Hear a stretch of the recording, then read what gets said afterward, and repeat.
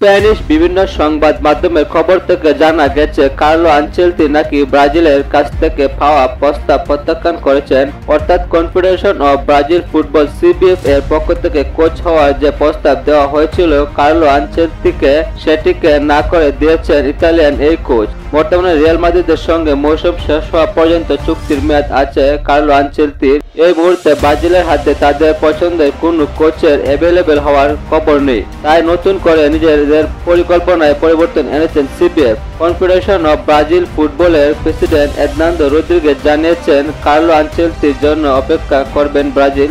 Real Madrid যদি লা লিগা champion না হতে পারে, সেক্ষেত্রে কার্লো আনচেলতিকে ছেড়ে দেবে এমন তথ্য এসেছে তাদের কাছে। সেজন্যই অপেক্ষা করবে Brazil. Confederation of Brazil football (CBF) এর প্রেসিডেন্ট এর্নান্দো রদ্রিগেজ জানিয়েছেন, সেলেসাওরা শেষ পর্যন্ত অপেক্ষা করবে কার্লো আনচেলতির জন্য। তাদের লক্ষ্য কার্লো আনচেলতিকে দলে বেরানো। এছাড়া তাদের হাতে রয়েছে জর্জ জেসুস ও আবেল পেরেরা। অবশ্যই তাদেরকে প্ল্যান বিতে রেখেছে এর্নান্দো রদ্রিগেজ।